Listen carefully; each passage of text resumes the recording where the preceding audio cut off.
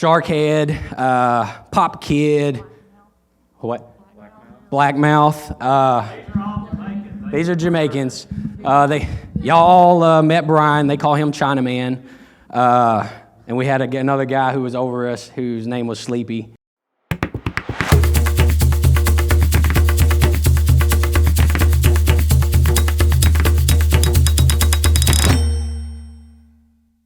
And so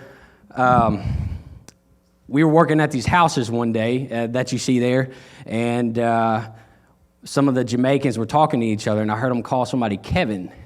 And they all started laughing hysterically, and one of them, they started giving each other a hard time. They were calling each other Kevin, and I was like, Kevin, what's up with Kevin? What's so funny about Kevin? So how many in here seen Home Alone? Anybody? Yeah? So apparently to them, Kevin, it stands for Kevin off of Home Alone, where it means that somebody's at home alone, like a guy's at home alone with no girlfriend or no wife. So he's at home alone with nothing to do, basically. So in Jamaica, if you're called Kevin, it's not the greatest name to be called. So if you hear us guys calling each other Kevin, you know what's going on there. So, but that was a pretty funny story. They also told us one quick thing while we were working at the houses. Me and this gentleman named Dayton from the other group were working, and he'd worked there for a summer and before, so he knew the crew pretty well. And there was a guy named Bigga. And we had these big 95-pound bags of concrete mix we had to carry. And Dayton told Bigga, he said, Bigga, he says, if you get one bag of concrete, I'll get two. And Bigga's like, Dayton, if you get two bags of concrete, I'll get three. And I was like, can I get a four? Can I hear four? Because I don't want to carry these bags. And so the Jamaicans, they're hard workers. I couldn't keep up with them on my best day. I promise you can't outwork them. They don't stop. I was working twice and with no shade, and I stopped sweating and had to sit down, and I knew I was about to pass out. So, but needless to say, they said, you crawl like babies, man. So I assumed that meant that we don't work very hard, and we work very slow. So I guess this is the heart-touching story, without me trying to cry here. Let me get it together. We got to go to an infirmary and a children's orphanage while there. The infirmary really touched my life.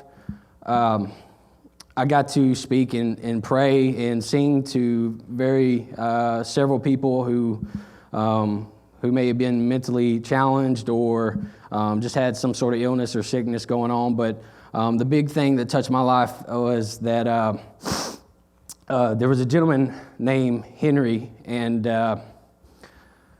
Henry, he laid in bed. He had fingernails that were super long. You could see where he probably had a stroke, I would assume, and his nails in his hands were curled up where he couldn't open them, and his nails had just been cutting into his hands. And here in the States, you go to jail if you've seen somebody like that in that condition, and there they don't manage to clip them.